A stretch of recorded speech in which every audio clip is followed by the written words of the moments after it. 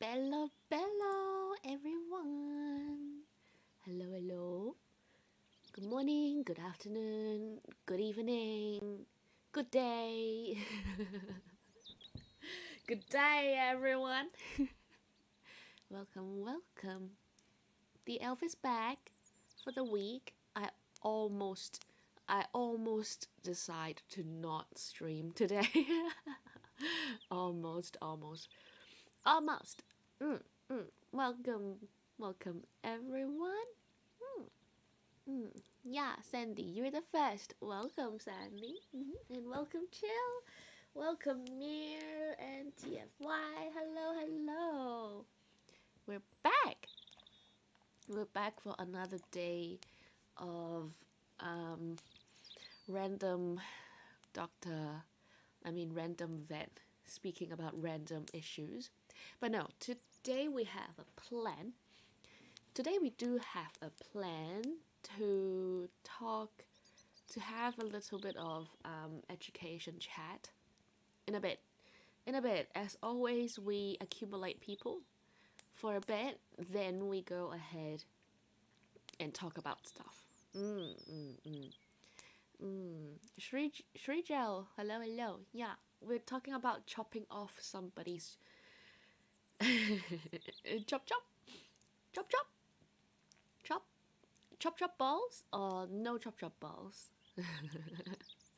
Yeah, so I'm going to talk about desexing recommendations of dogs and cats in particular today. So yeah, hope you can stay and listen. Oh, okay. Why are you shaking? You don't have to shake.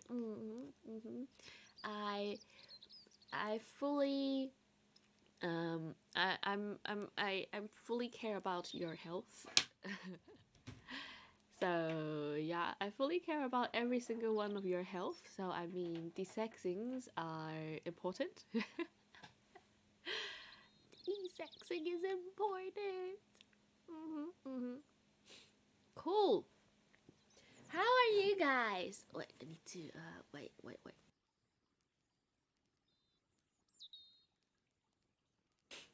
I'm back. How are you guys? It's been a hectic week for me. I have been working.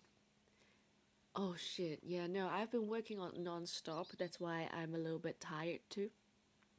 I've been working since last Friday, and I'll be working to Friday. So yeah, I have a full week. I'm having a full 7 days of work day. So I'm a little bit tired, but it's been alright. It's been alright. And yeah, I've been experiencing good stuff at work too. You wanna hear? You guys wanna hear? You guys wanna hear? You guys are doing fine, nothing special. True. Is that's the bliss of life? Everything stable, nothing big trouble. Mm. Mm-hmm. About to start your weight loss journey at gym. I really need to go and start my weight loss journey too. You remind me. How dare you remind me? How dare you remind me? uh, yeah. Peaceful life is a bliss to some people. Yeah, just want to get through life. Just want to get through things with no trouble. That's the best thing that can ever happen. Hopefully, I sincerely hope that none of you guys have a flat tire. You didn't get stopped by a police while you're driving.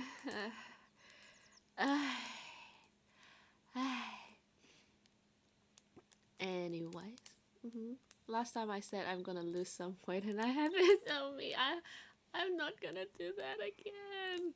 Well, technically we did that just now. We did do that this afternoon. Um, we me me and Rio we went to Costco. We went to Costco to get my tire fixed. And we went in and get a hot dog, and a soda. That's regular things that people go to Costco does, right? So we finished the hot dog and we were holding our Pepsi, and because I'm waiting for my tire to be fixed, so we're holding it and then we're walking around, and then we did two things that a person holding Coke walking around has no business with. We went to Chemist Warehouse. We went to the chemist and we looked at MCT oil. Because there's a friend that was recommending me going to have a look at MCT oil. Apparently, it helps you lose weight, have a clear mind. So we were asking about weight loss supplements with Pepsi in our hand, and then we walk past the gym and we say, should we go in and have a look at the gym and see whether we will get a membership or so? And then she was like,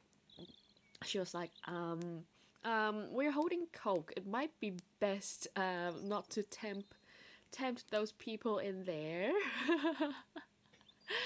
or give the staff a wrong impression about our determination. So yeah, we didn't go in at last. Yeah. Troll, hello.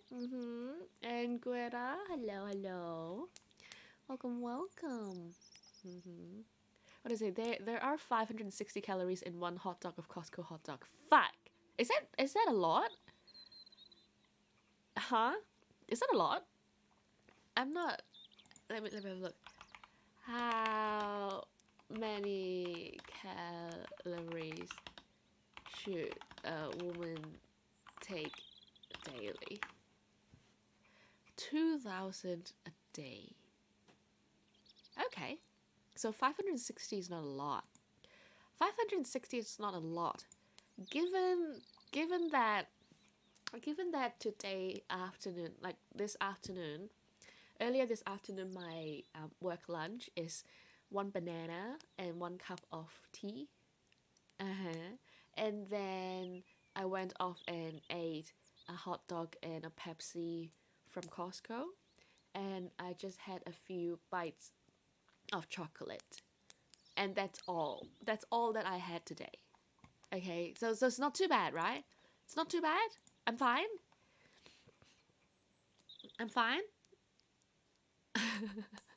Am I okay? Huh? Or maybe 2,000 is not for little Asians. Maybe 2,000 is for those bigger body type people, like the Caucasians. They have like bigger bodies. I mean they're taller in general, and like more bones and more muscle in general. Yeah, 1,200 to 1,300. So am I safe? am I safe? I'm trying real bad to not eat crazy. Sorry. Sorry guys. Greta, welcome. Thank you so much for the sub. Welcome back to my hospital ward. You just sub yourself into the hospital ward. You just admitted yourself into the hospital. Welcome. You get a free stay in the cage. I'll prepare a kennel for you. I'm overweight. No, yeah, I'm chubby. I don't think I'm overweight, but I'm chubby. Like, I don't think I'm medically overweight. Because I got a lot of weight in front of my chest. so that counts, right? Yeah, it's fine. That part of the weight is what's that called? Deductible? Is that deductible? Yeah, yeah, yeah, yeah. It at least take 10 kilos. No, wait, at least take 5 kilos off my chest. Mm, mm.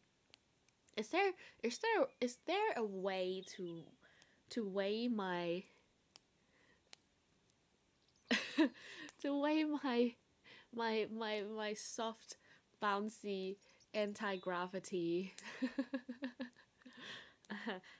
flesh blobs of fat? Is there a way to weigh it? Chop it off? So I will have to chop it off before I know how thick it is. How much weight is there? Is there another way? Is there another way? Imagine, maybe, if I put the scale on the table and I just put my chest, like, if I just put my chest, like that, put that on the table and rest it on there, and then just like bounce on it, is it going to be fine? Hmm? Hmm? Hmm? Water mass displacement. I think water mass displacement you can only count the volume of things. Hey. You only count the volume of things, right? But then weight, you can gauge the weight from it, but then because it's fat, the density is a lot less than water. I think it's gonna be less than what we calculated from the water mass displacement because of the density, the mass density. Yeah, yeah. It's yeah. No, no. Is my logic right? Is it the right logic? That you do some formula manipulation. Gosh,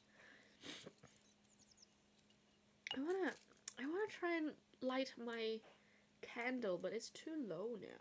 I can't light it. Anyways. Oh wait, no, I have a spaghetti here. Let me try and light my candle. Troll quick math.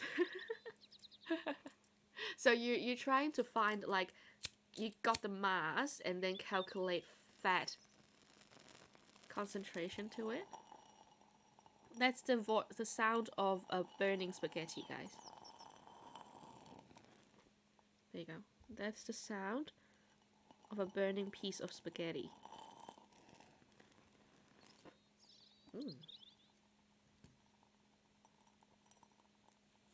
Because I'm lighting my candle. Oh yeah, that's a trick. You get a piece of spaghetti, then you can reach it into the deep end of your um of your candle. Wait, is it fine? Okay. You can reach into your deep end of your candle and light it that way. It actually works. I swear. And it's burning now. Fuck, I can't get that piece of ash out of there.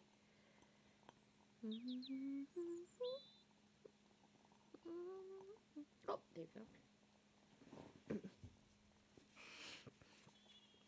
I eat burnt spaghetti. I don't eat it! It's just to light my candle. So I can have a little bit of peace here. I think it's placebo, but so I can have some peace. Okay, I'm back. Wait. This is. I have to go back to where I'm supposed to be. I still look like I am very fucking naked. Anyways, maybe closer. I look naked. Maybe a full head. Maybe just a head. Okay, like this. No booba. No, I still want to show my booba. Okay, we'll stand a bit further. So the people can see my. You're touching too much. Too much touch. People can still see that I'm wearing something. Ah, there you go. Just a head. I mean, Whoops. I mean, if I just show, if anyone just show the head, you can't always be naked down there, right? Like like when you attend a Zoom meeting from work, like when you're working from home and you attend a Zoom meeting, like I think yeah, people generally just don't wear pants, isn't it? They just don't wear pants. Yeah. Or if you can just put your head there, like the huge head, the whole like I'm sorry, not like this, not like this. Like in a Zoom meeting, they just look at you like this, and like yeah yeah I'm listening. Yes yes teacher I'm listening, and then you're completely naked down there. No one would know, right? No one would know. Yeah. Imagine, imagine VTubers stream naked too. Wait, you don't need to know. I mean, no one needs to know, right? When we are streaming, like imagine your favorite streamer. Oh my god, that absolutely is some new code quality idea. Can someone draw it out for me? Can someone draw it out for me? Like combining with that parasocial game, that idea, you got a stalker, and you are a stalker, and you're stalking your favorite VTuber, and you got into her house when she's streaming, and to find that she's streaming naked, and her and her finger, and she went on and scratched her butt.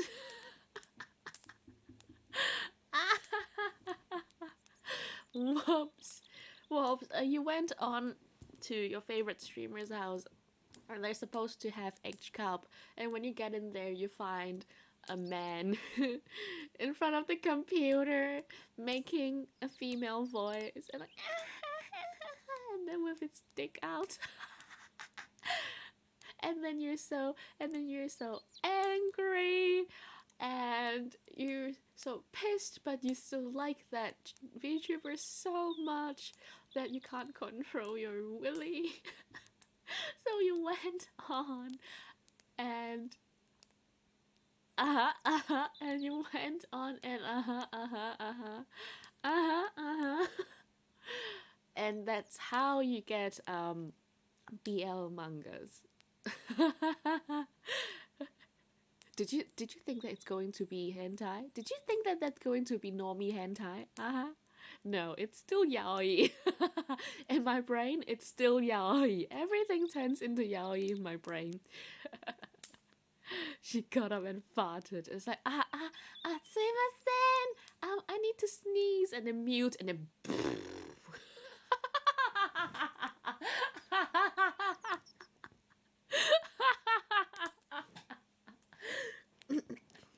Sumimasen, that I sneezed.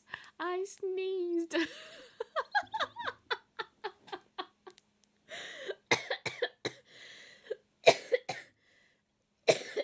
Fuck. I laughed so much that I coughed. Fuck. I promised that mute was not a fart. I promised I muted for the cough.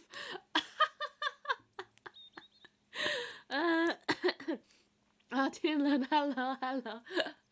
Hey, qua hậu thấy bạn à. Looks like you're not here to see your vet because you're sick. You're here to see that your vet is sick in the brain. She's sick in her brain.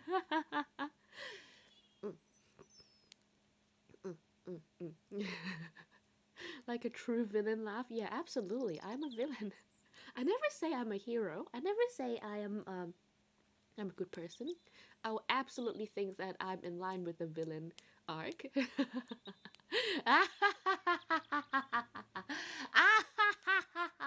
Every puppy, every doggies that's gonna be in my clinics get their balls chopped, get their ovaries ripped, they're never gonna have children ever again.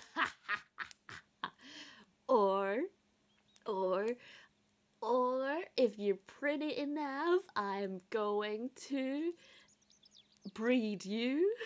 I'm going to extract some good juice and impregnate a very good bitch so that we have good looking puppies.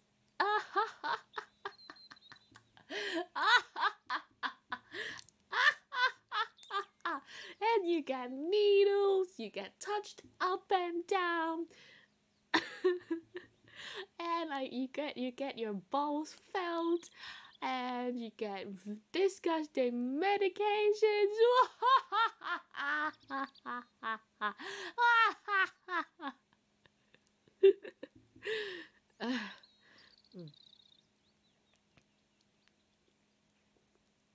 you know, you know what?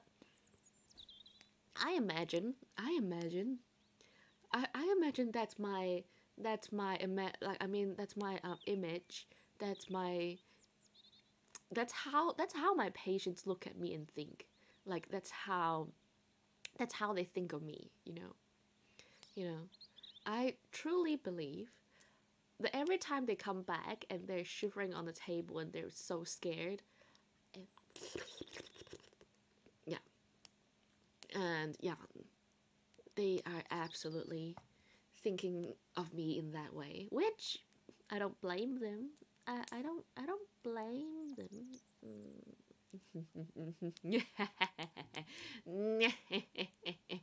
Chop chop, chop chop balls. All right, let me get back into position. Villain arc is done. Tinlin is giving me a game recommendation. All right, let me have a look. Where is it? 일요혼인 오야부 시카 쿠리니쿠? Shika? Is that Shika? Let me have a look. What's that game? Oh shit! Is it a hentai game? Is this a hentai game? No, or is it a? Wow, it's not a hentai game, right? No. This is a horror game. Wait, there's the VTuber who played it, so I think it's safe. Oh, this looks fun. I think it's something I think that's something I can play. Ooh.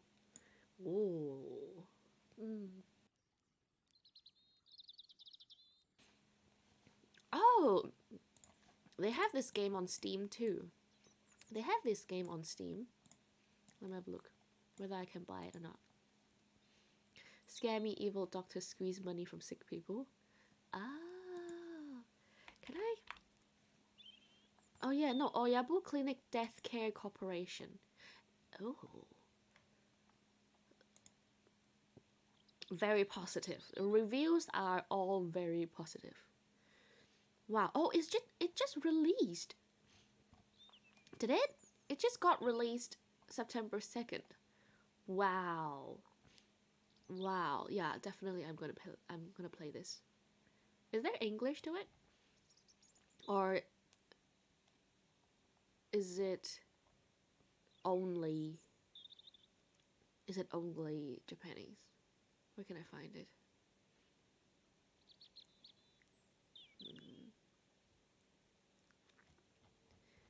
But hey, I want to play this. I want to play this. Yes. Okay. Pay. Purchase. Money given. Paying. Wait, I'm paying. Fucking hell! Stop touching me. I'm paying. I need to make a purchase. Don't disturb a woman when she's making her purchase. Cool. Cool, I got it. I got it. Aww.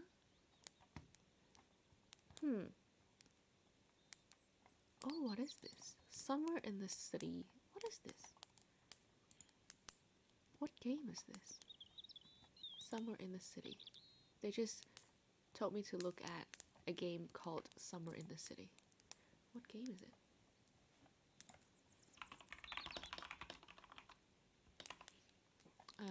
No idea. Anyways, cool. Oh, Azarel. Have a good lurk. All right, that's a good game suggestion, and $19. Well, it's 10% off at the moment, but yeah, $20, 20 Australian dollars, and it's done. Impulsive buy. Yes, I'm the kind of woman that impulse buy too much, and that's why I'm poor, and that's why I can't own a house. But anyways, uh-huh. Is that why you always get smacked in the face? What, you always disturb them when they purchase something? Yeah, absolutely. That's why you get smacked in the face. Don't touch me! Give me your credit card! I'm going to secure this purchase right now. Right now! Even if I'm going into full debt I can't repay in 20 years, I'm still having it now!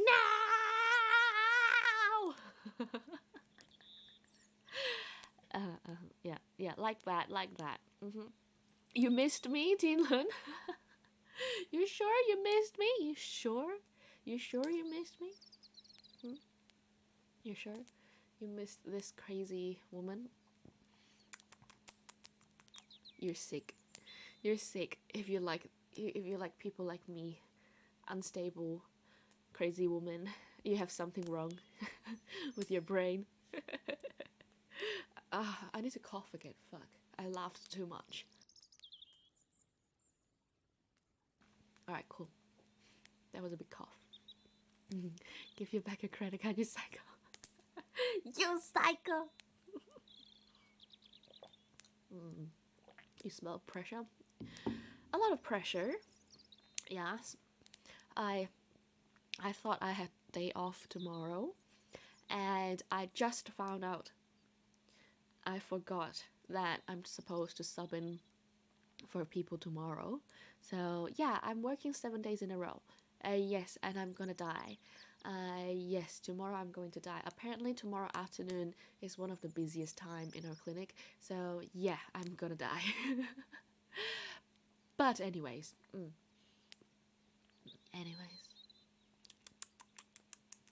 You like crazy woman? Oh, I think that's a theory. That's a new theory.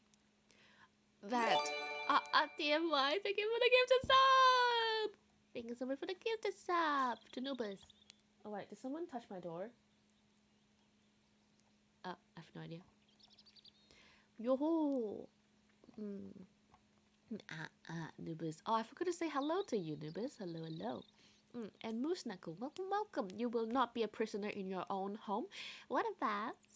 Do you want to be prisoner in my clinic? Do you want to get locked up in my clinic? I will get you a kennel, fully bedded with puppy pads.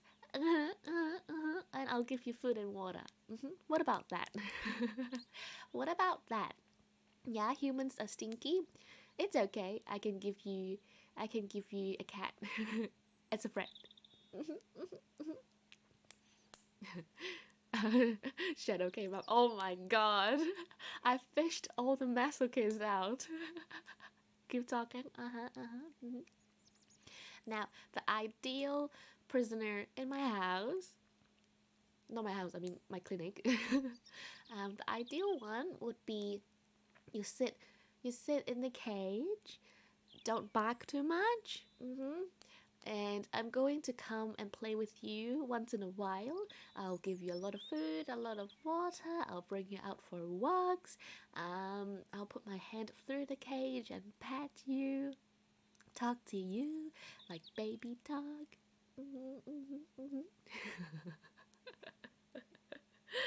It's a trap, don't do it. Yeah,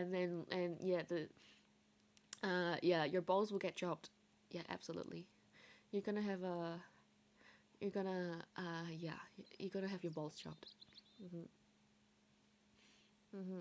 Your ideal prisoner would do chores and tend your garden and cook. That's called a maid. That's not a prisoner, that's a maid. You don't have to go to the length of committing a crime. You just need some money and you get a maid. You can even do a live in.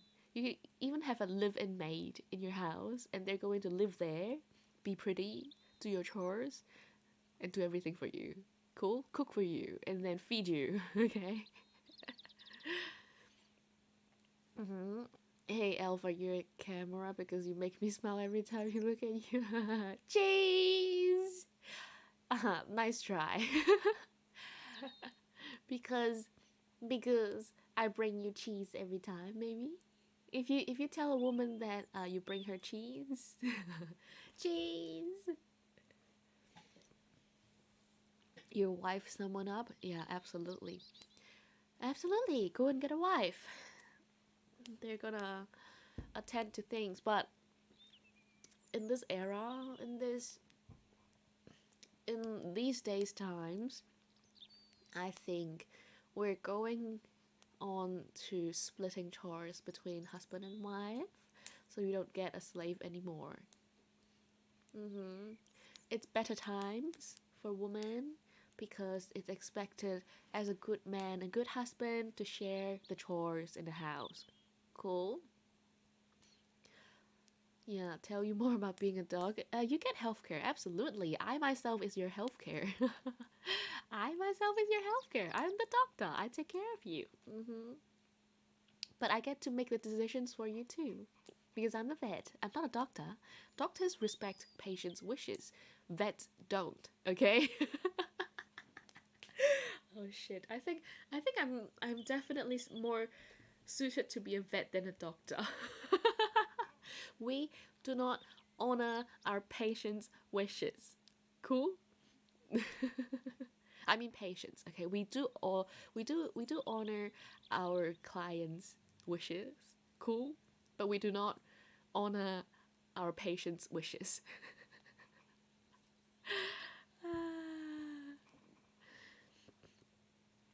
How well slept do we get every day? Pretty, pretty. Depends on how big an animal are you. You get a different level of sleep too. Mhm. You get a small slap if you're a kitty. You get bigger slap if you're a big doggy. You get a very tiny finger slap if you're a rat. Uh-huh. You marry a Filipino woman. Mhm. Mhm. Well, I hope they're fighting for themselves too. But I heard Filipino women are quite feisty, isn't it? Isn't it? They fight hard. They fight back hard. That's what I heard. Like, yeah, they do all the chores in the house because it's pretty much what the culture. It's it's kind of say it's what their culture, like what the traditional culture is kind of say demanding for a woman to do. They still do it and they accept it, but they are feisty. They will kick you and smack you if you dirty the floor too much for her to clean up. She will kick you in the nuts. She will fucking slap you. And it's like I told you not to make the floor dirty. I just mopped it. Don't walk through it. Those kind of things. Yeah. Yeah. It's a lot of work. Sounds about right. I mean, labor wise, you're giving you flash. Pick up your dirty clothes off the floor!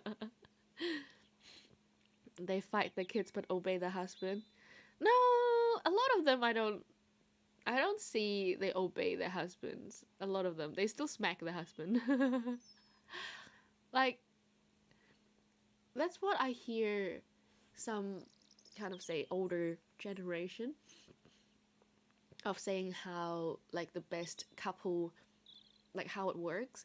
Like if it's little things, the woman, the female, gets to decide on everything, unless it's big important decisions, like if it's deciding to buy like grocery shopping, deciding to buy what type of tissue paper, decided what's for dinner, those kind of small things, deciding where to go for vacation, those kind of things. Everything's for the woman. Woman will do all they can choose, and they can kind of say make the decisions for the family for those. But if we're talking about buying a house, getting life insurance, getting a car, those kind of big things, it's usually men be taking the decisions. That's why I say that. That's what I heard some older generation says. That's the best kind of way to their relationship and stuff. Mhm. Mhm. No, according to all the Filipino women married to conservative men. Uh huh. Maybe. Maybe. Are you sure it's a church? Are you sure? Are you sure it's a church? It's not a cult. Cult. Yeah, true. They give him the illusion of being in charge. Mm-hmm. Oh well. I mean, as long as that's the mutual decision of the relationship, because there are still people who want to be dominated. There are absolutely still people who want to be dominated and be submissive to their men. There are women who want that. They are out there. Not a lot, but there are people who want to be the submissive side and not having to decide anything and let their daddies take over their whole life. Mm-hmm. It's pretty much just discussion. It's pretty much just a decision you make with your partner. Like, if that's your relationship mode and both of you guys are happy, then why not? Mm-hmm. Hmm. Oh, my ear's itchy. Oh, uh, I'm s- I'm scratching my ears. Cool. Oh, hydrate. Thank you so much for the hydrate. Mm-hmm.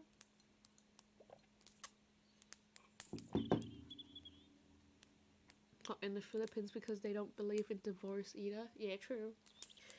True, true. Anyways. Alright, cool. No divorce there. Mm-hmm. Absolutely. It's a crime. What's an annulment? An annulment? I. You will file an annulment application. Oh, wait, what? What's an annulment? What's an annulment?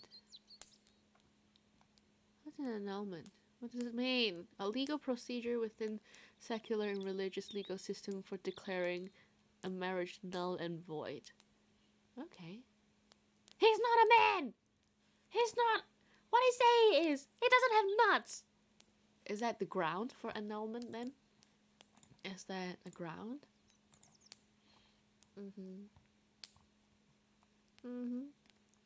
One, hello, hello. Welcome. Welcome to the talk. Mm-hmm. Mm-hmm. Return without receipt. What about the damage? What about the damage? What about the damage that you've done? You can't just return. You have to pay for the damage that you've done. I dropped something. Ugh, got it. Everything is as if it didn't happen in the first place. Fuck. What about my virginity? Fuck. Anyways. Alright. Cool. Um I got spun away. I spun myself away too far again. I was going to say what was exciting at work. I was going to tell you guys what an interesting thing happened at work, and I just spun myself away. Anyways, you know, I've done I'm very excited. I'm very excited for this week. I mean, the week that has been passed. I mean, it was last Friday, I think. I had done my first penis amputation surgery on a dog. As the primary surgeon, I've done good. I'm proud of myself. Mhm. Mhm. Yay! Yeah. What now? Yeah, a penis amputation. I would say a partial amputation. What's it called? Philectomy. I think the medical term. The medical term is philectomy, isn't it? Penectomies. Is it called penectomies?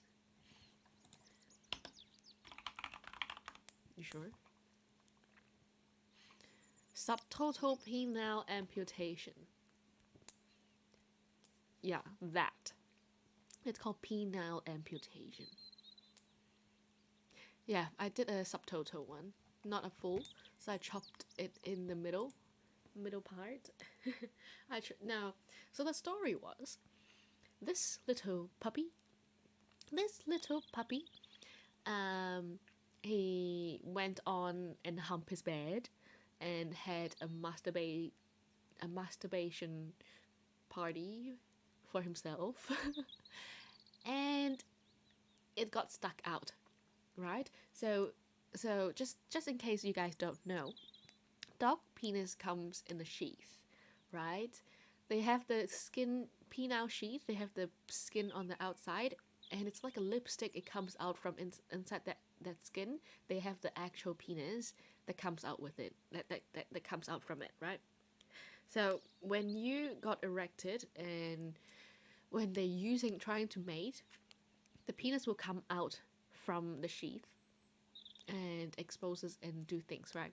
So for this particular puppy, after he done the deed, the penis didn't get to retract fully back inside, so a part of it was stuck outside the sheath, was stuck outside the penile sheath. It's pretty much like the lipstick couldn't go back into its case, so it got stuck outside. Naturally, it got dehydrated. Yeah, I need some hydration. Yeah, no. Naturally, it dried off and it starts dying. It starts dying, okay? That's not the worst. That's not the worst. That's not why I had to amputate it. So, because it dried off and started to scab, it feels itchy on that pee. Cool. And being a puppy, he decided to chew the fuck out of it because it's itchy. And he's damaged the penis so badly from trying to chew it to a point that I can't really see normal anatomy on that penis anymore. It's like it's so chewed up. Fucking hell, that was traumatic. Yeah. And that's why we had to chop half of it off, because it's chewed up beyond repair. It's necrotic, it's gonna die off. So we chopped it in half. Yep, traumatized. I mean, everyone was traumatized. I mean, everyone should have a look at the owner's face. The owner's face is so fucking traumatized, and she just had a baby. And she wants a puppy to grow up with the baby together. And the puppy did something like that. How traumatic is it? So now he's happy. He's happy having half the PP. Mm-hmm. It is unfortunate, but you can make jokes. Jokes about animals are well accepted. But yeah, it was fun. It was fun doing the surgery. It was my first time leading the surgery. I have helped when my student times. I've helped to amputate a horse penis. That was because he got cancer grown on his penis, so we had to chop half of it off. But I didn't do it. I helped with it for the horse.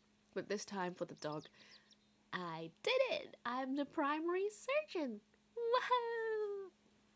Wow. Not about penis trauma, rip red rocket. What do you mean red rocket? Oh, rip red rocket. Okay. Now I get it.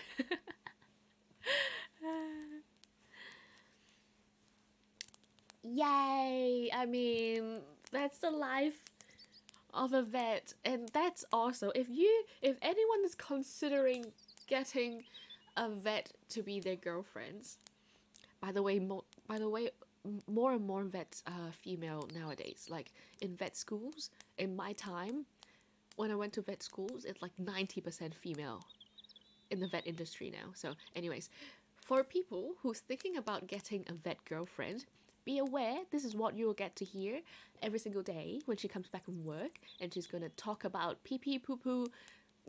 She's gonna talk about pee pee poo poo, pus, blood, flies, worms, anything disgusting. Especially when you guys are eating. She's gonna be having like shoving like cheese into her mouth and say like, this cheese looks like the pus that I squeezed today. I took pictures. Do you want to see? Does it look similar?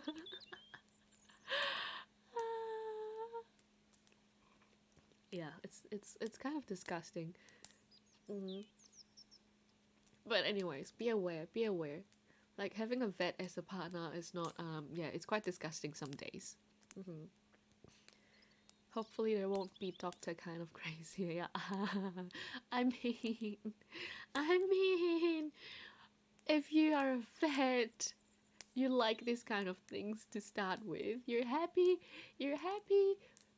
with dealing these things. So yeah, yeah.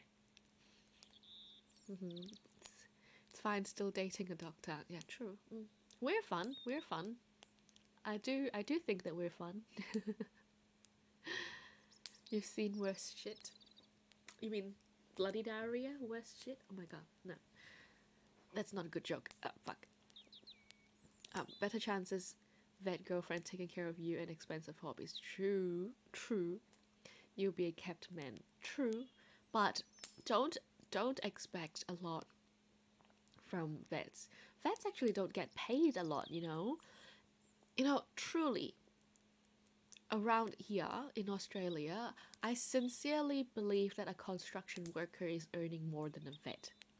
Absolutely. In Australia, I've talked to quite a few construction workers, kind of say, like, you know, the plumbers, the painters, those kind of people, the construction workers. Fucking hell, they earn a lot more than me. Like, if they are independent contractor, they're not on salary. They run their own business. They yeah, they earn so much more than me, fucking hell. Which most of them are independent. They take they get paid by jobs. Gosh. Don't expect a vet to get paid a lot. But yeah. Mm.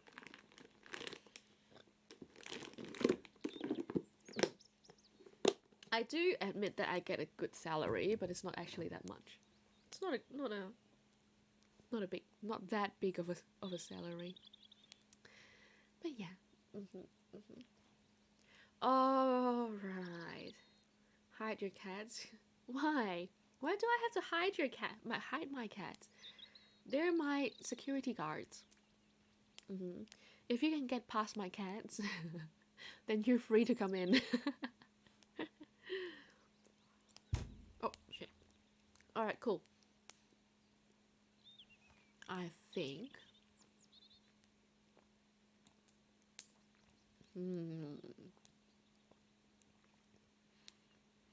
I think let's get into my clinic. What? Does freeze-dried chicken help you to get in? No. Surprisingly, my cats don't take much treats. They're not a big treat community over here. And they're very picky. They're very picky. Some days they like something, some days they don't. All right, let's get into my clinic. All right, let's put on my jacket. There we go. Let me attempt to put my bra back on. Ta-da! Maybe I'll be closer. Closer? Closer? There we go. Welcome, guys. Welcome, guys. I think it's time for our talk today. Thank you so much for the hydrate. Hey, I just put it back on. And now you took it off again. How dare you, Tro? I just attempted to put it back on and it just got taken out pretty much instantly. Gosh. Oh, fuck. Why did I shrunk to be a head? Alright, put it back up. There you go. I'm back. Don't hide down there. I'm scared. I need to hide under the table. I'm so scared. My patient is so scary. Anyways, cool. Alright. So today, we're going to talk about desexing recommendations for dogs and cats. Alright. So, this is the starting kind of say of the series. There will be separate ones for kind of say exotic animals, I would say. There will be, but today we're focusing on dogs and cats. Okay. Now, hello SSJ, welcome. Alright, we're going to have like a vet medical podcast, kind of like those kind of things today. Cool. You say you fear me more? Fucking. Yeah. I'm pretty scary. I'm pretty scary. Do you want to come closer? I have a scalpel blade in my hand, and I can stab the fuck out of you. Cool. Alright, let's start. Get away from you. Where should I start? What should I start with? Where should I start? Okay, cool.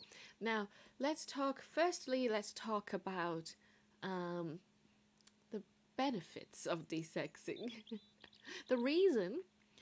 Let's talk about the reason why a vet would recommend you to do desexing. The reason why we always push people to do desexings, okay?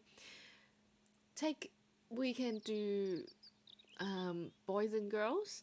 They are different. They have different benefits, obviously. So, first thing first is behavior control, especially for boys.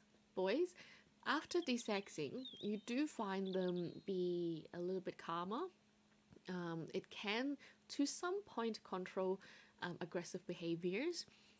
To some point, the issue with that is we are taking away the kind of say the testosterone kind of like reasons for aggressiveness, but we're not taking about kind of say anxiety, those kind of reason for aggressiveness. But it does some situations it will take away aggressive behaviors, yeah, and it will take away behaviors like spraying. So you know how boys would like to mark their territories, and they love to spray the urine everywhere to make a smell, yeah, to mark that it's their territory. That does reduce this kind of behavior too. Obviously, humping behavior, resource guarding behavior. Resource guarding meaning food guarding, bed, toys, territory, those kind of guarding behaviors. So yeah, that's pretty much the boy behavior side of things. And female side of behavior, we're talking about on heat behavior as well. So yeah. Also, oh, for both of them, it decreases the chance of kind of say running away as well. Because they do want to roam, especially when they're on heat. For females, when they're on heat, or boys when they smell there's some bitches on heat around, they do tend to try and run away a lot more. So this does try and reduce the kind of say the intention. It reduces the urge to run away. Mm-hmm. Yeah, for females, because it stops them from going on heat. It stops them from screaming at night. you know, the howlings, the cats, the like the screaming. It's pretty much howling. They howl. Cats howl at night as well when they're on heat. Um, yeah, these are the main behaviors that we're trying to avoid. Um, but on a side note, it also depends on the age of desexing, that how much behavior modification that you can get from desexing. In the sense that if you desex them earlier, before puberty time, because they haven't reached puberty yet, they don't know about these behavior stuff. They don't know about what makes them feel good. They haven't started the humping behavior yet. But if you come back at 2, 3 years old, he has been humping for his whole life, for a year, 2 years. He's been humping a lot, he's been masturbating, he's been flirting with girls, he's got all those behaviors already. It can easily turn into a learned behavior. So he learned it, he knows about it, he will still do it. It can reduce the frequency of it, the urge of them to do it, by desexing them, because they're not going to have the testosterone pushed to it. But it's not going to take it away completely, because they have experienced that before. It's just like a teenager. They have masturbated before. Even if even if you desex them, they're still going to masturbate, because they know that that's pleasurable. You know what I mean? So yeah, so it depends on the timing as well, but it definitely does reduce the frequency of it, and sometimes even the intensity of it. But if you're expecting it to be completely taken away when you come and desex your boy at 3 years old, it's never gonna happen. It's not gonna completely take it away. Cool, cool. But female on heat behaviors, those kind of spraying and howling, those kind of things, it does associate to when they go on heat. So it's it's so less likely for it to come back, for a female cat or female dog to have it. Okay. So that's the side of the behavioral issue. And the second, I would say, like, more categories for not, sorry, not behavior. The second category of benefit, we're talking about health issue wise. So when you take away the organ, you take away the chance of that organ turning cancerous. Cool. So they're not going to have testicular cancer, they're not going to have ovarian cancer, ovarian cyst, uterine cyst, those kind of things. In particular, for female dogs, in female dogs, there is a condition called pyometra. Pretty much means that there is pus in the uterus. Okay, pyometra is a very dangerous condition in female dogs, in intact female dogs. So the female dog, like the bitches, that's not desexed. Okay, it's very dangerous to them, and it's life-threatening. And depending on the type of pyometra that you get, they can even die within the week. Like, they can, some dogs I've seen, they even turn critical from, since having it, to almost dying within like 3-4 days. They can turn bad that quick. So pyometra is a very dangerous disease for female dogs. So that's also one of the main reason we push female dogs to be desexed as well. Okay, that's the yeah, that's pretty much the benefit of it. Oh, and desexing them earlier, desexing them before puberty, it has a very great success rate of preventing memory tumors. Obviously, desexing them later do have the benefit for it as well, but the most benefit you're gonna have will be before puberty. They pretty much don't have memory tumors. Hmm. And prostate issues for boys as well, because there's a lot of prostate issues that's responsive to testosterone. It's caused by a high testosterone level in the body, or even maybe not caused by, maybe like aggravated by it. Desexing them take the testosterone levels lower, and it's going to be less likely for them to have prostate issues. Cool, cool. Mm-hmm. What did he say? Humping? Terry has a humping problem. Yeah, he's too late. He's too late to get his balls removed. And yeah, is it he associated with when your mom finishes the shower and asks for an ice cube for her nightly facial treatment? He would jump on your bed and hump your leg. What the fuck? What the fuck is that? So he thinks when he humps you, you're going to get ice for your mom. Huh? Or maybe when your mom comes out, it's time for humping. It's time for my nightly routine before I go to bed. I need to relieve the stress before I go to bed. Is that what you say? Time for ice. That's funny. Terry is it's a it's a terrifying little dog. Oh, get the ice, you lazy. It's not an alarm clock anymore. It's like a clock to get you to go to sleep. But okay, okay. So that's the that's the benefit for that's the benefit for the what's that called? Sorry, what am I saying?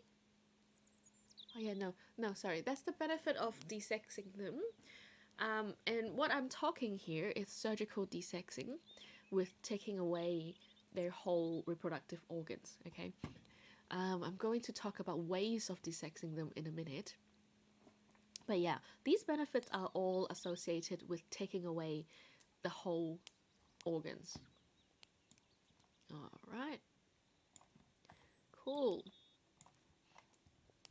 Now, it also additional benefits. It's more on a community level of benefits.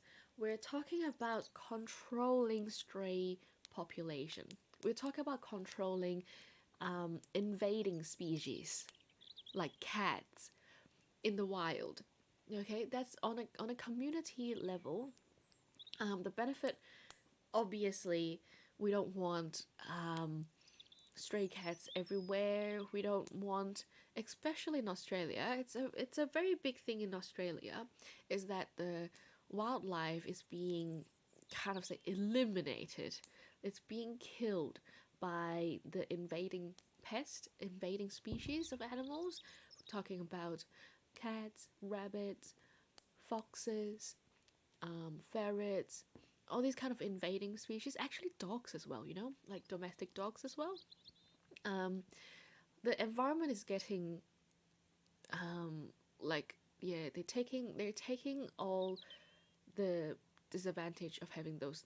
There is a reason that they are calling invading species, because they're taking over the wildlife in this country, right? And as like a city planning as well, you don't want too much. You don't want stray animals in your city, because they can cause troubles. They can cause hygiene issues, diseases, those kind of things. So yeah, as a community level, it helps a lot at controlling the numbers. Cool. So that's also why there's a lot of trap and release programs. Um, and yeah, cool. Now let's get to the disadvantage of this kind of, not really disadvantage, but I would also say risks. Talk about risks of surgical desexing them. Um, yeah, to surgical sterilization, the risks associated with it. Cool. So the risk, it's a whole list of risks for desexing too. We're talking about with any age, desexing at any age, we get the risk of obesity. So they get a lot fatter. They get fat so easily because when you got desexed, your sex hormones plummet after that, right? And sex hormones is one of the hormones that actually raises your basal metabolic rate. It pretty much means that the energy you need to maintain your life, it decreases that energy requirement when they're when you're being desexed. So there's a lot of people that comes and tell us that after desexing they have blown up, their dog blown up like a balloon. It's gained 5 kilos. Now it looks like a pig, looks like a little chair. So it's actually quite common with obesity. Obviously, with obesity comes with a lot of additional risk to it as well, like heart issues. You get arthritis, like joint issues. You get liver issues. You get diabetic risks. So obesity itself associates with a lot more other diseases risks as well. So it doesn't cause it. Desexing your animal doesn't directly cause the obesity, but it increases the risk of it.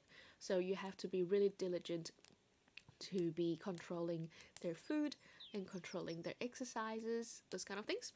So yeah, at any age after you desex them, they're gonna get heckin' chonker. Yes, they're gonna be a heckin' chonker after that. True. Okay?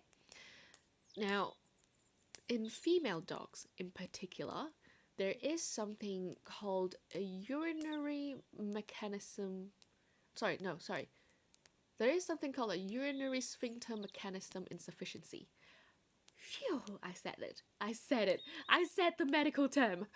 Pretty much means that it's urinary incontinence. So, means that they're leaking pee. So they're dripping pee out of their vulva, their vagina. They can't control much of their urinary sphincter, their urethra sphincters. Okay, a what? A urinary sphincter mechanism insufficiency. Wait, what is it? Urinary or urethral? Fuck! Did I say it right? Urinary sphincter mechanism insufficiency. Is that right? Yes. Oh no, I got it wrong. It's urethral. Fuck. Yeah. It's urethral sphincter mechanism incompetence. Fuck, I got it whole wrong. I got everything wrong. No. I got it all wrong. Fuck. I'm a failed vet. It's urethral sphincter mechanism incompetence. Absolutely. Fuck, I got it wrong. Anyways, we got it now. It's urethral sphincter mechanism incompetence. So as to be a little bit more relatable to people, you know how when women goes into the menopause, like after the menopause, they have a problem of pee, like leaking pee. Like I have seen advertisement on TV and stuff talking about, do you have the problem of peeing a little when you laugh? Those kind of things.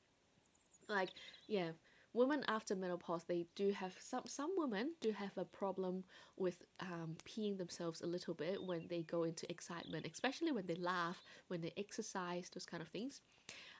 It's the same. So it's related to the dip in the female sexual hormones after the desexing, in people's case after the menopause. And they are one of the hormones that actually can regulate the strength of the urethral sphincter. So it can kind of cause problems to things to female dogs, to the owners as well. If they're dripping pee everywhere, it's dirty, the hygiene problem. Some of them will leak out when they sleep. Some of them will leak out when they're excited. So it can cause problems, especially cleaning up after them. And the second thing is because it's not controlled properly, and it gets the urine stains on the fur and the skin. It sits on there and irritates the skin. They get thrush very easily as well. So thrush is just yeast infection in your vulva area. They get that a lot. They get itchy there. They lick it. They chew it. Sometimes they get skin infection. Sometimes they get vaginal infection as well because the pee is always sitting inside. It's not cleared properly. So that is a particular risk for female dogs after they desex. And it does relate with the earlier you desex them, the higher the risk of developing this situation. It doesn't say that when you come in older and desex them, they don't have this problem. They do still have it. They can still develop it, but the earlier you go, the higher the risk. Yeah. That sounds like a feature, not a bug.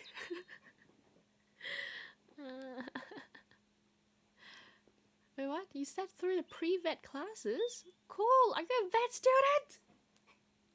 Fuck! I'm teaching people bad things. No. No, I'm really not good with terms and stuff. So that's why I can't be a professor, because I don't really remember words, technical terms and stuff. As I remember all the logic and mechanisms and how it goes. But I can't remember the actual term for it. Thank you so much for the hydrate. Oh, you didn't complete the pre-vet course. I would say I'm glad for you. as a working vet at the moment, I'm glad for you. Being a vet is not a good industry anyways, so it might be better for you to not go into vet. As a person deep in the industry. Anyways, cool. Okay, so that's the second thing for the increased risk for them. Alright, where was I? And we've talked about Palmitra. Oh no, that's the other way. Why am I talking about Palmitra? No. What else? Okay, so that's there are also a few types of tumor that we had a bit of reports saying, researchers saying that they increases after you desex them. Bone cancer is one of them, and it's found in particular a few breeds of dogs. Can't really remember which one of them. We have a look. But yeah, there are a few breeds of dogs that gets higher risk of bone cancer, so osteosarcoma. Some type of dogs get a higher risk of prostatic tumor, one particular type of prostatic tumor too, after being desexed. So it's not 100% say cancer free. You take away the chance of them having reproductive related tumors, but there is a slight increased risk with other type of tumors. But to say that, it's actually much higher risk to get reproductive tumors than to get bone cancers, those kind of tumors. So I personally still think that it's a plus desexing them in terms of cancers. All right. Now, second thing, not second thing. Why would I say second thing? Now, the next thing we're talking about is relating to the earlier you desex them, the more risk that you're going to see. Okay, so first thing, if you desex them before puberty, you might get what we call the infantile reproductive organs. Okay, so pretty much means that they have a small PP and they have a small vagina.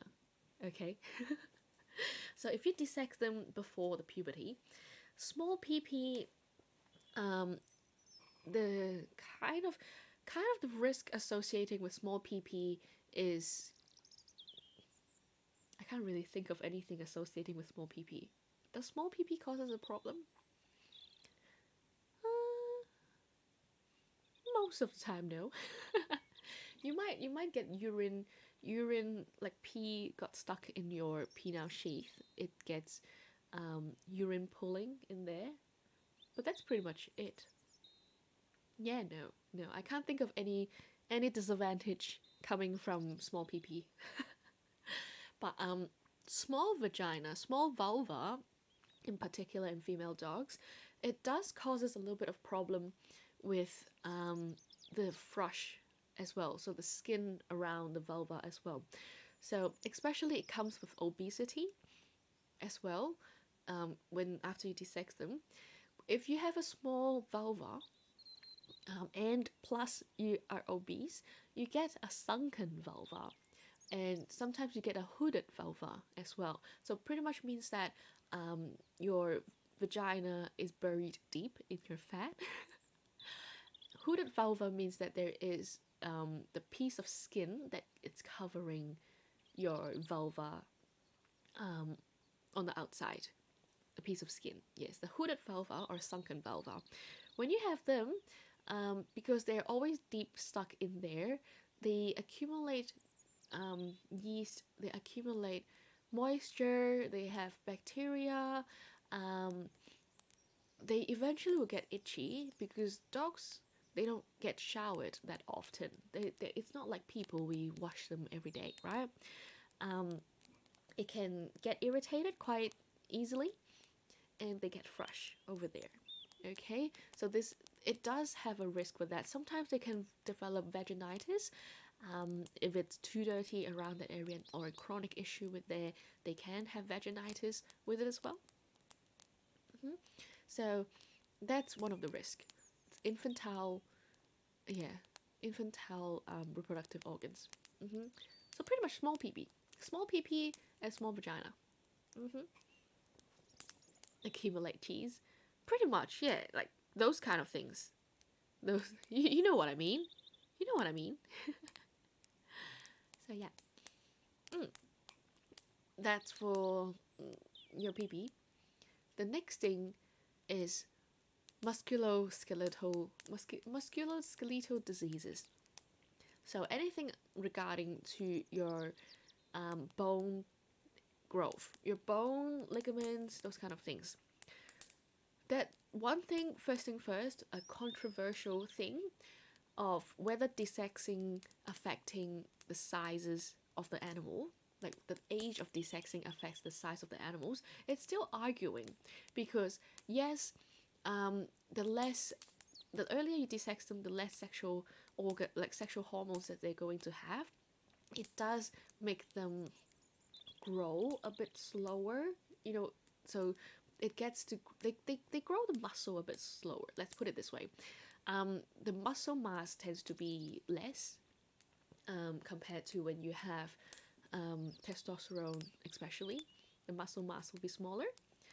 But growth plates, okay, growth plates is the line of cartilage in your bone when you are still a baby before puberty, It's growth plate is where your bone elongates. So it's where your bone grows longer and longer.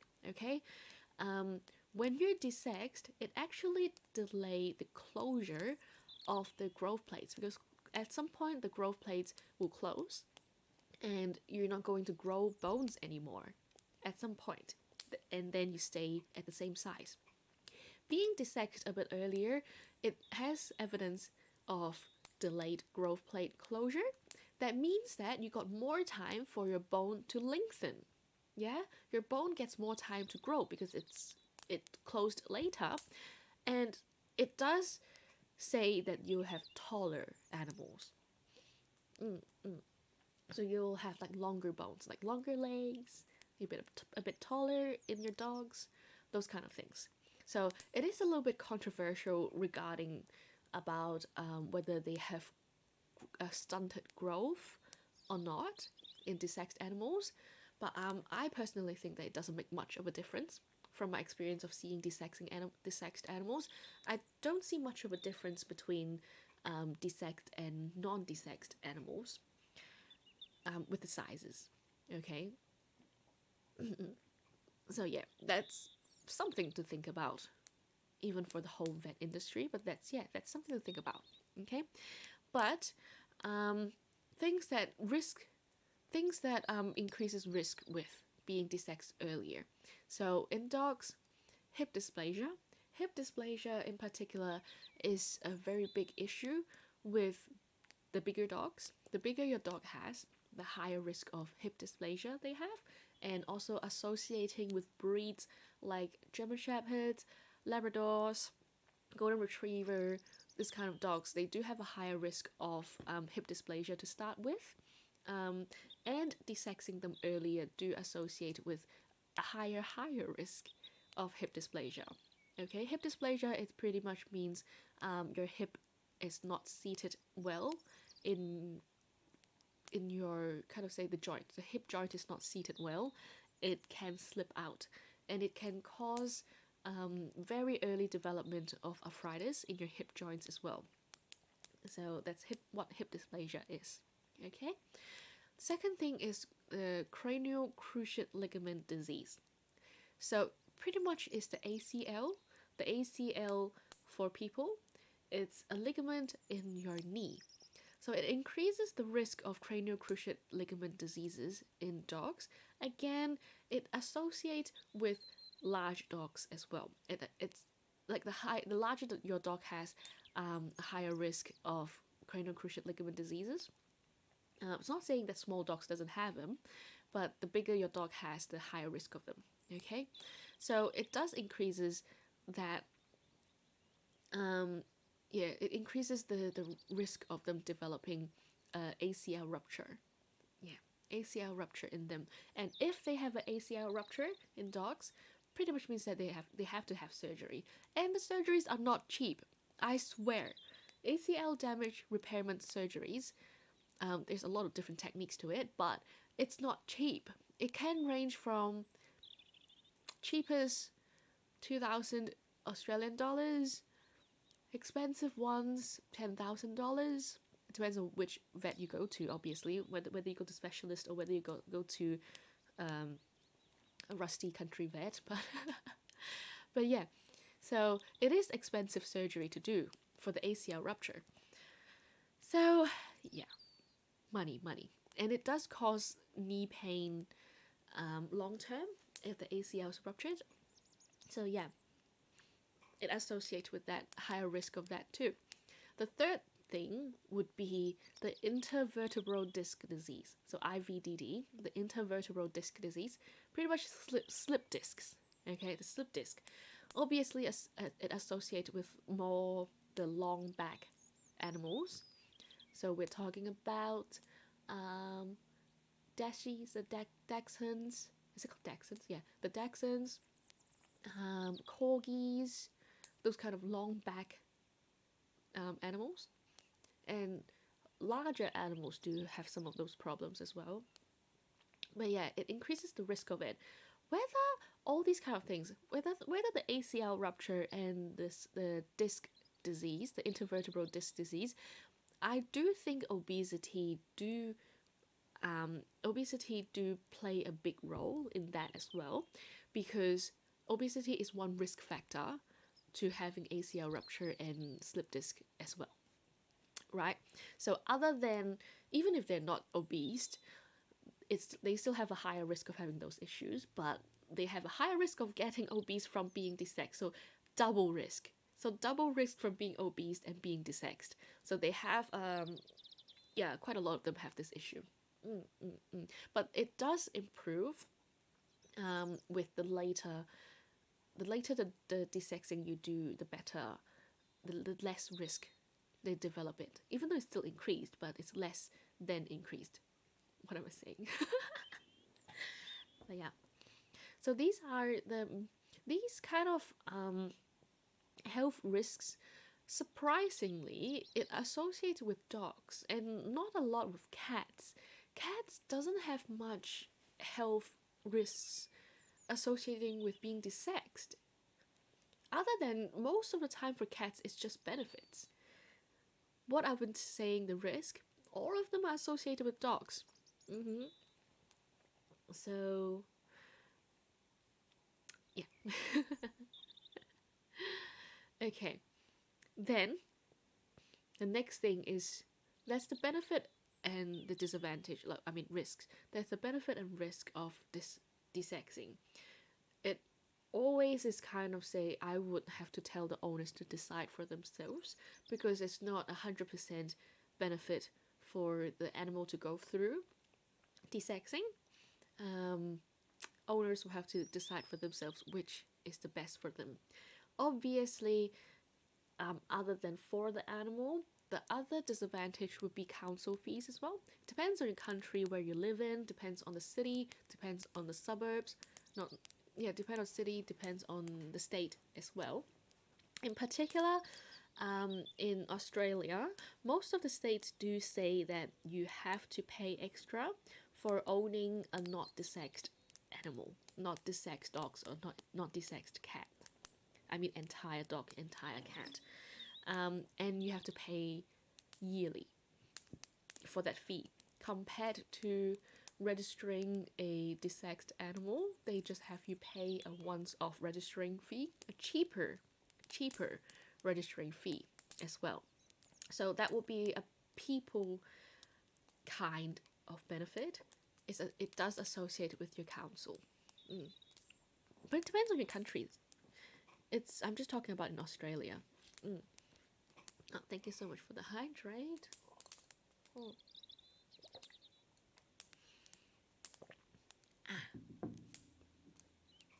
And yeah, it would be a case by case scenario of when to desex your animal too. So be sure to ask your vet, and they can guide you through for your animal what's better. Alright. Okay, so I'll first talk about ways of desexing first, and then we'll go into age recommendation for desexing. Cool? So ways of desexing. Basically, we separate it into surgical desexing, partial desexing, and also pretty much gonadectomy. Gonadectomy. Yes, that's the removal of the whole reproductive organs, or partial desexing. So talking about vasectomies, just taking out ovaries, or just taking out your uterus, like those partial desexings. And the third one is chemical desexings. All right. So surgical sterilization, gonadectomy.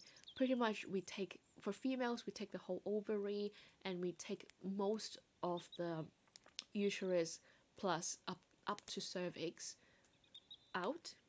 Okay, so that's what for the females. For the boys, we take the whole testicle out. So we chop it at the blood vessels and the duct. We take the whole your whole testicle off, right? So these are what we call gonadectomy. You take the whole organ off. Okay. On a side note, there is testicle implants. There are like specific vet made for dogs testicular implants. They are like silicone testicles. It's kind of like your booby implant. It feels like they claim that it feels exactly the same as a normal testicle. So there is company that's actually producing this type of stuff, and I actually have looked into how to perform this surgery as well. Like after desexing them, put a testicular implant in them, to make them look like they still have a testicle. But yeah, that's something you can consider doing as well if you're into that shit.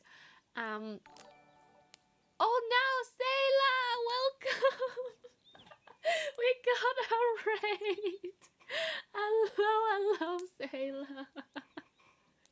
Whoops, I don't know whether this is a bless. Thank you so. I'll thank you for the follows in a minute. I don't know whether this is a bless or not because we're we're talking about we're talking about stuff. We're talking about testicles. Welcome. Let me vet topic. Welcome everyone. Let me introduce myself first. Testicles, yes. So welcome. My name is Salveo. Um, I'm a forest elf. I am an old ancient forest elf, and as you can see, I am a vet in real life. Okay, I am a veterinarian, not veterinarian. So animal doctor in real life. So what we're doing here today, we are having some sort of educational chat, of telling you what as a vet a recommendation of desexing for your dogs and cat. Okay. We are talking about testicles in an educational way. Okay. So hopefully you guys enjoy the informative talk today. Thank you, Sayla. Welcome. Alright, we got a shout out for Sayla, right? Mods. Oh yeah, we got it. Thank you so much. So if you have any questions about animals, you can talk. You can ask me, and I will try my best to answer you. But yeah, relating to animals only. Okay.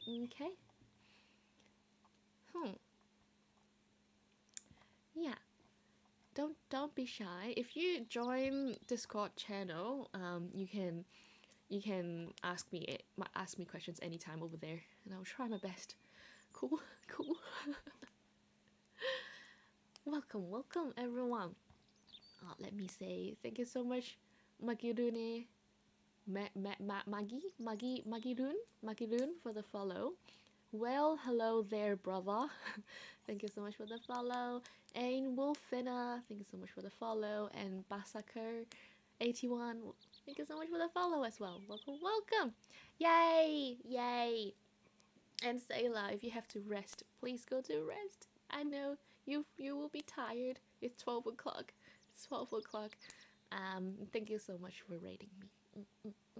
I'm not a very confident elf, so I hope you guys enjoy. And warning, we are a mature people only stream. We talk about obviously stuff. We talk about a lot of R18 stuffs. So get out if you're not 18. Get out if you're still a kid. But yeah, we are a typical horny elf streamer over here. But today we're not horny, okay? Today we're not horny. We're talking about educational stuffs. All right. Yeah, urethrosphincter mechanism incompetence. That's very hard to pronounce. That's really so hard to pronounce. All right, where was I? Where was I? Where was I just now? Okay, let's go back to the talk. Okay, so we have talked about benefits and risks associating with desexing dogs and cats. Now we are talking about ways, techniques of desexing your animals and what your options are. Okay, and after that I'll be talking about like age recommendations for different dogs and cats when you should go and desex them. Cool. You've been wanting to know how this works since you're a kid. I hope you learn. I hope you guys can take something away from watching me. And that's the reason I'm here. I want to teach you guys stuff. Cool? All right, let's go back in. So we are talking about the first way of surgical desexing. It's gonadectomy. So meaning that you remove the whole reproductive organ. So in females, we remove the whole ovaries and the uterus up to the cervix. And for boys, we remove the testicles, both of the testicles. And we were talking about that there is an option of getting testicular implants for dogs. There is a company that I know that produces testicular implants. It's just like a booby implant, and you can shove that testicle back into that sack after after you desex them. But obviously, not all the vets know how to do it. I just particularly have an interest in these things, so I was looking up how to perform the surgery of putting testicular implants in. Not all of the vets will be willing to do it for you, so you have to go and ask around. But yeah, if you wish, if you guys want, come into the Discord channel, and I'm going to tell you about the company, the company that actually produces them, and you can show it to your vet and see whether they're up for the challenge. Obviously, with a bigger price tag, it will be a lot more expensive if you opt to do testicular implants. Cool? Cool. Okay, so the second possibility of the ways of desexing them. Thank you so much for the follow, Psycho Gunzerker. Welcome. Alright, so the second possibility is partial desexings. So talking about vasectomies. Alright, talking about just to remove the ovaries or just removing the uterus. The benefit of them, first thing, for benefits of vasectomies, I would say the only situation that I would recommend vasectomy rather than removing testicle, if you're considering desexing, would be in cats. Okay, it's an old practice, but actually it works quite well for cat breeders to have a vasectomized male in their place. So because cats are induced ovulators, so that means that they have to have sex to get pregnant. They don't have a heat cycle like some other mammals where they ovulate regularly. They are induced ovulators, so they have to be stimulated in the vagina to ovulate. And obviously, after they ovulate, they stop the heat, right?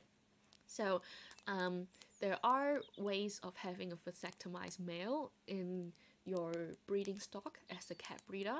So if you don't want to breed that particular female cat, that cycle, and you want to shut her up because she's howling badly, she's causing troubles between the boys, you can mate her with the vasectomized male. So she will think that she's mated and go into a false pregnancy and stop her heat, but not actually going into being pregnant. Right? That's one. I would say that's the only reason I would do a vasectomy on a cat. I don't recommend vasectomy on dogs because there's no extra benefit to it. Anyways, so yeah. So that's one of the options you have for cats. Otherwise, for females, it pretty much is, if you really, really, really don't want to desex your girl, I don't have a reason for you. Maybe to avoid the health risks. We can remove the diseased. So it's usually performed on diseased animals. For example, they have ovarian cyst. Then we can just remove the ovary, for example. If we have uterine, like pyometra or uterine problems, then we can just remove the uterus. That would be I would say that would be the only reason that I'll be performing it. But obviously, I do highly, highly recommend, if you have problems, to be fully desexed anyways. Okay, but there are options. And you might get into a little bit of trouble finding a vet that's willing to do it for you. But let's say if you have money, vets will serve you, sadly. But yeah, you'll eventually find a vet that will do it for you. Yeah, but that's the option. All right, that's for partial desexing. Ria, we're talking about pee and we're talking about small pee and small vagina. Welcome. Now we're talking about desexing your dogs and cats. And yeah, Sailor rated me. Welcome. Fish is here. Alright, so the third option, the last option for kind of say desexing, is chemical desexing. Pretty much same as having a hormonal implant, like a people. For dogs and cats both, you can use it for a hormonal implant. So it's like a microchip, a big needle that goes under the skin, and they put a rod in there, and that stops them from cycling. And yes, it makes their testosterone go down as well. That is an option of chemically desexing them. It does suppresses some of the risk of not desexing your animal. For example, like hormones responsive tumors, like mammary tumors, prostate issues. Sometimes chemical desexing them do suppress it, but you can. I would say the disadvantage of chemical desexing would be the price tag, because you have to remove the rod, you have to put in a new one. Each injection is actually quite expensive, and you have to do it every 6 to 12 months, depending on the type of the rod that you get, the type of the hormonal implant that you get. Alright, so that's an option. Sometimes I recommend to dogs and cats for if they are like, they have problems, they have testicular cancer, they have ovarian cancer, they have something that's really bad, but they're really, really old. For some of 15, 16 years old dogs, they're old, they have a high anesthetic risk of going under surgery, and the owner's not willing to take the risk and of them dying on the table. Then we can offer chemical desexing. That's an option. But if there's no reason to it, they just want to get the world of desexing and keeping the testicle, I don't usually recommend it, because it is quite expensive doing the rod regularly. Kind of like a gauge, I would say it sits around $200 to $300 for each implant. Okay, so yeah, and you have to do it every 6 months to 12 months. So imagine that. Imagine if you have 10 years old for your dogs, for your cats, then it's going to spend you like $2,000-3,000, right? So I don't usually recommend chemical desexing, but that is on the table. You can ask about it. Alright, so these are the ways of desexing for dogs and cats. Cool? Now the next thing we're talking about will be age recommendation. Now, talking about with the risks, increases, the health risk associating with desexes increases the earlier you desex them for dogs. Okay, so it actually, I would say it relates to the size of your dogs as well. So ranging from, if you have a small tiny chihuahuas, you have toy poodles, you have small dogs, their desex recommendation age would be sitting around 6 months, 6 to 8 months or so. The smaller your animal, the earlier you can desex them without the risk, because they get fully grown earlier than the bigger dogs. So if you have a small dog, 6 to 8 weeks, not 6 6 to 8 months is what I do recommend. Ranging up to kind of say Great Dane, for example. Great Dane, the biggest dog, they have a very, very long growth period. In that case, I recommend sometimes even 1.5 years old, 1 year and 6 months, 18 months, before you desex them. So you really have to talk to your vet into saying what you want to do. But average 1 year old is safe enough. If you get up to talking about German Shepherds, Golden Retrievers, Labradors, those kind of dogs that have a high risk of hip dysplasia, cruciate diseases like ACL damage, and disc problems, 1 year old is usually a good age to avoid most of them but still have the benefit of the desexing. So that's my recommendation at the moment when I talk to people. But obviously that comes with a potential thing, is they will go through 1 or 2 heat period before you desex them. That's what I do recommend as well. You let them have a first heat. You let them have first 1 or 2 heat before you go and desex them. It helps with growing a bigger pee-pee, growing a bigger vagina as well. So that's what I do recommend. First heat. At least have a first heat before desexing them. And obviously that associates with the timing as well. Like small dogs have a earlier first heat, and bigger dogs have a later first heat too. That's why the age recommendation. For that, yeah, around there. Mm-hmm. Yeah, Great Danes have a first heat really late, like maybe 1 year old before they have their first heat. So, yeah. Oh, gosh, I lost my train of thought. Where was I? Yeah, anyways, yep. So talk to your vet. That's my recommendation to people most of the time. Yeah.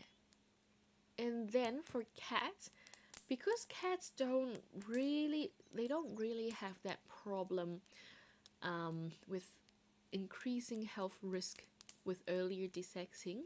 So actually it's more about the anesthetic risk. Once they reach 1 kilogram, once they are kind of say 3-4 months, they're actually ready to be desexed already.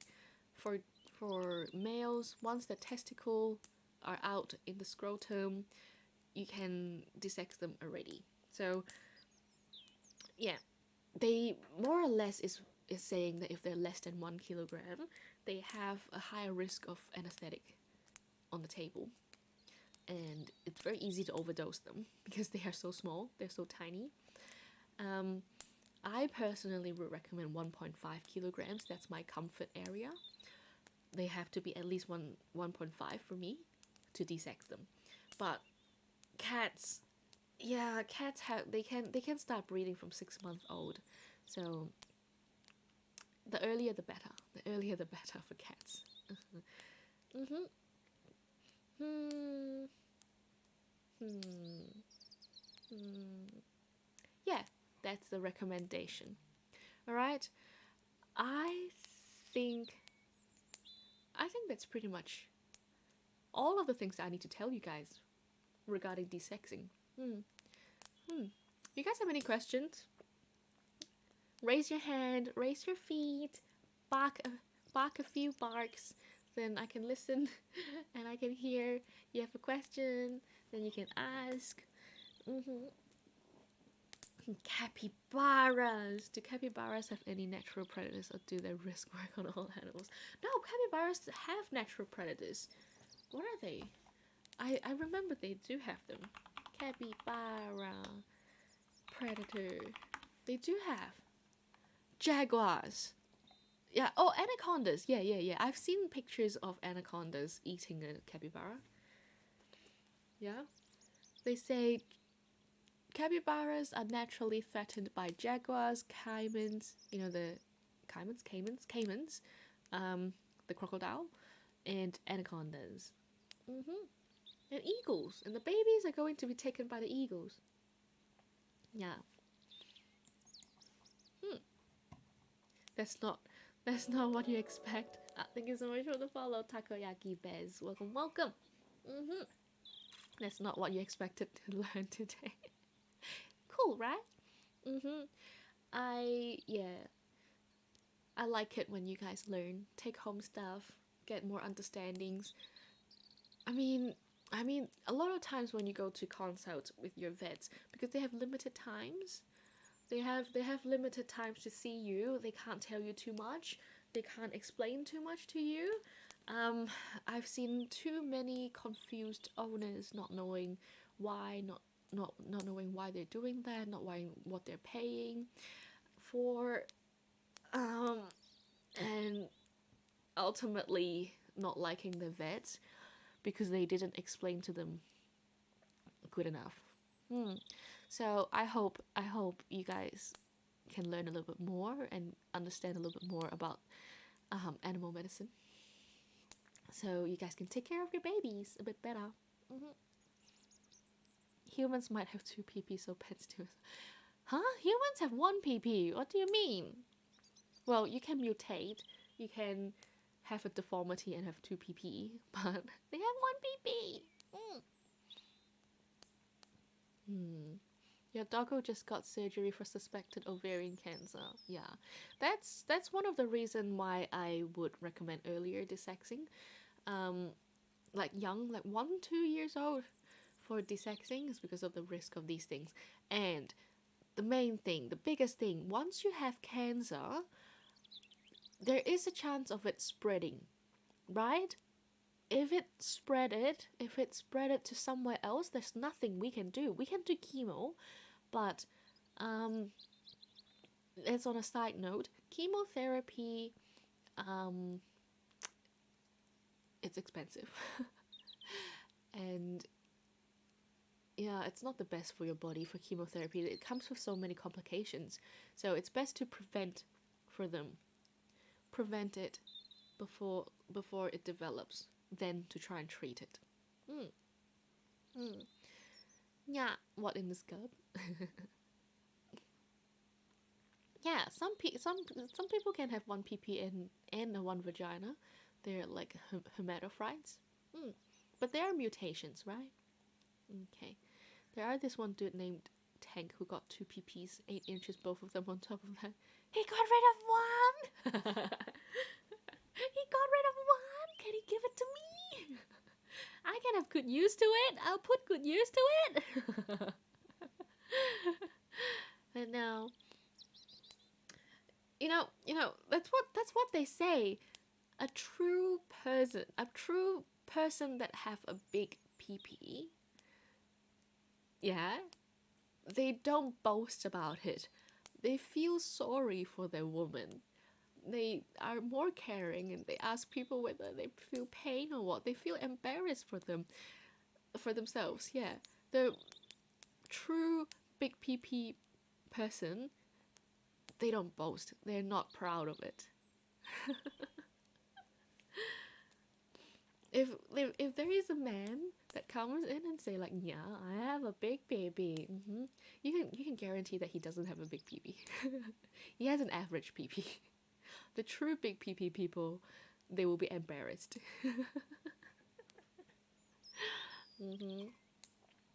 Any similar info for little ferrets? Okay. That have to be a separate recommendation. Yes, it will have to be a separate stream. It is ferret desexing. It's a big topic. It generally takes me a whole hour to talk to the ferret owners about whether to desex them or not. So yeah, it will happen. It will happen. The sex recommendations for ferrets will happen. I just don't think I can finish it today. Yeah. Then yeah, I can personally give you informations to it if you wish to know about it a bit earlier. But yeah, it's so complicated. Ferrets are so complicated. Death match for wieners. No, it's mine. You don't take it. It's mine. I'm pretty. I'm prettier, and I deserve the penis. Put that as a sticky note on my computer. It's more relating to my mood. Whether I want to game, whether I want to talk, whether I have time outside of work, because I'm overworking.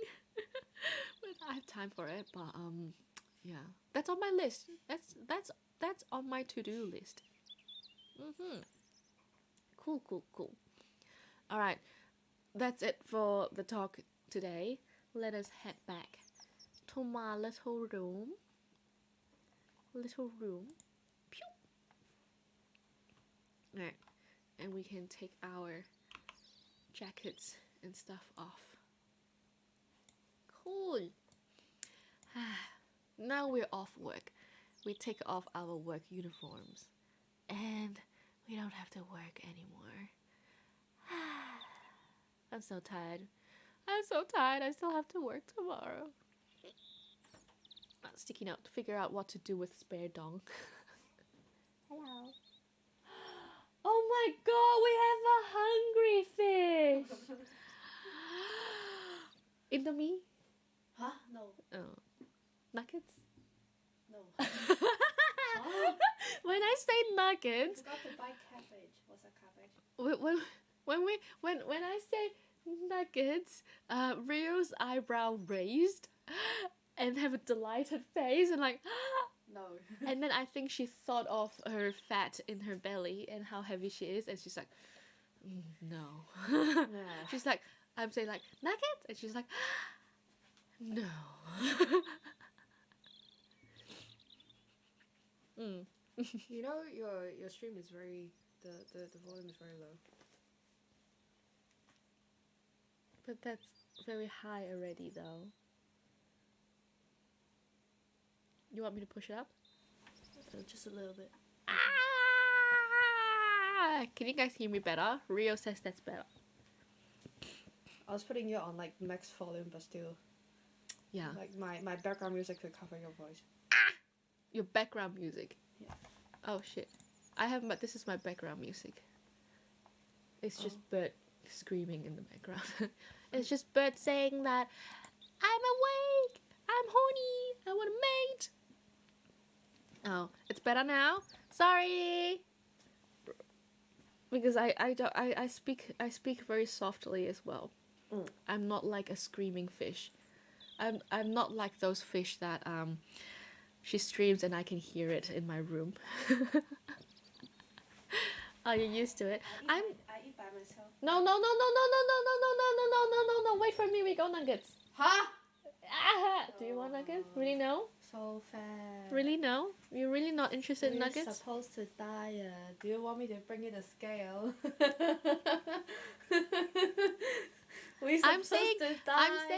I'm saying that my boobs were 5 kilos over there, so I can worth to -5 kilos. Yeah, 5? Nah. 5? You can have 5 nuggets. I get 5 nuggets. 5 nuggets is nuggets too. I still want it. Now I really want to have nuggets. Yeah. She kicks with you. Rio's face turned again. When I say shake. 我 hit 咗。我嘅屎啊！冇啊！冇屎我。 What the fuck? That's our our normal conversation in the house. What the fuck? Did you poop? That was in Canto. It pretty much means that did you poop? Yeah. Yeah, that's most likely your poop. Shut the fuck up. 2 kilograms of poops. Shut the fuck up. 2 kilograms of poops. Huh? And then 1 kilogram of pee. Huh? That's the weight loss that you have. Huh? Fuck off. Plus an empty stomach. Huh? Nah. Yeah. Nah. I'm sure. No. Or maybe but for the entire day, I just had one hot dog. No, you That's know what? You might have just lose weight because you have osteoporosis. Huh? Got the sauce on. it. You have osteoporosis, that's why you lose weight. Fuck off. Sure? You're still fat. It's just your bones going down. Nah. Nah. That's a bowl full of shit. Yay.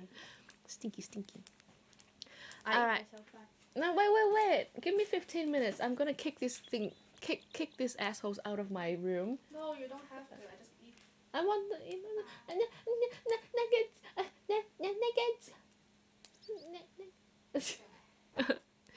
Okay, she doesn't want to be fat. Cool. She doesn't want to be fat. Oh yeah, that's Rio. That's the problematic fish in my room. Buy nuts, get doctor. buy nuts? You mean you buy testicle nuts and you get me? Alright. I don't think I'm actually gonna eat.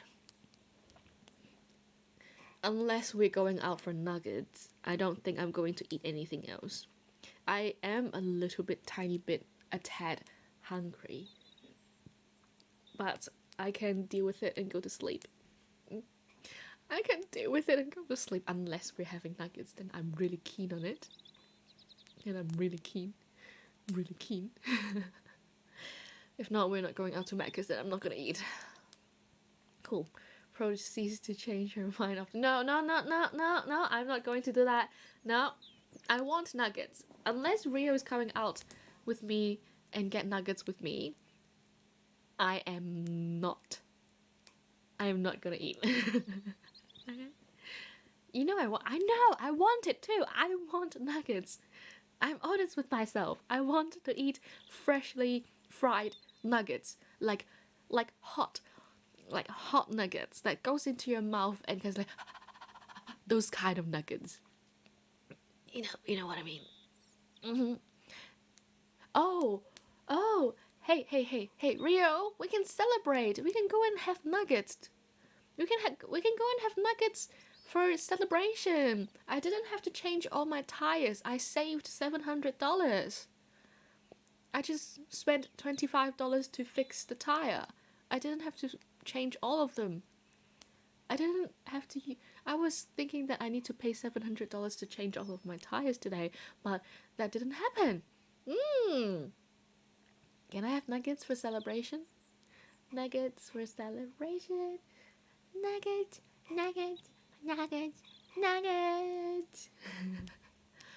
It's 1 a.m. It's not 2 a.m. yet. It's not as bad. It's 1 a.m.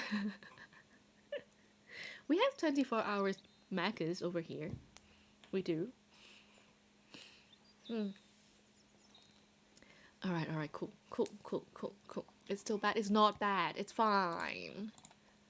Maybe I'll just have like a 6 nuggets meal. Not a lot. I'm just going to have 6 nuggets meal. Maybe. Maybe.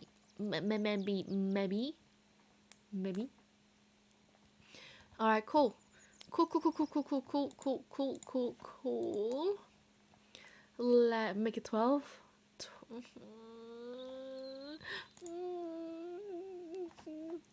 Don't tempt me. You know we don't sell 12 nuggets here. In Australia, it's 6 nuggets, 10 nuggets, 20 nuggets, and 24 nuggets. Yeah. Alright, let's see. Who should I rate tonight?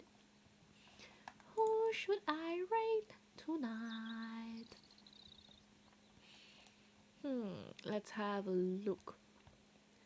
Is there pretty people? Where are my pretty people at.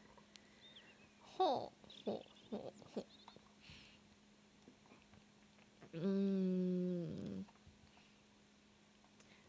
These are all pretty people that's big streamers that I don't dare.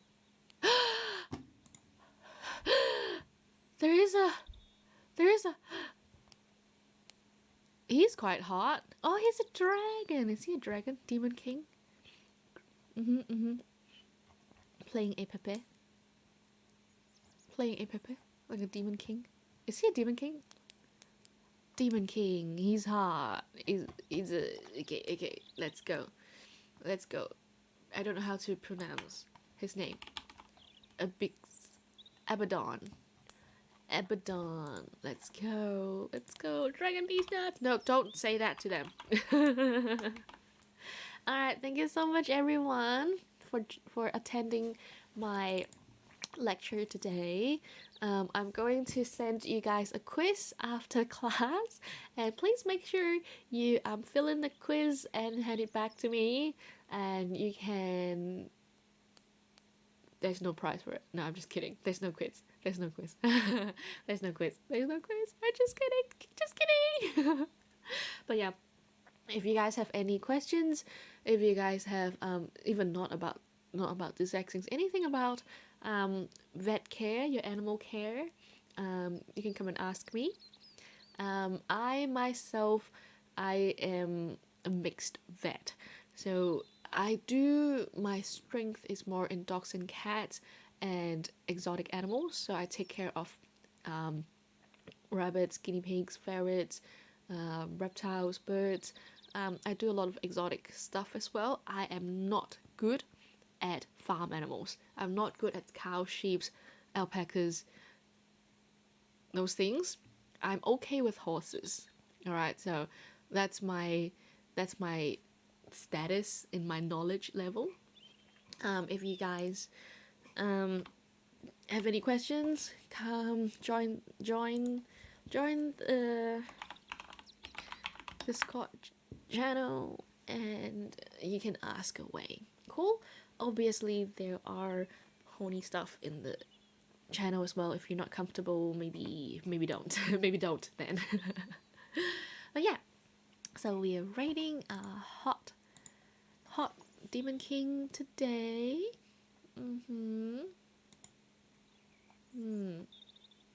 Cool. Behave yourselves and don't scare people. And I'm going to persuade a certain fish to go and have nuggets with me. Cool.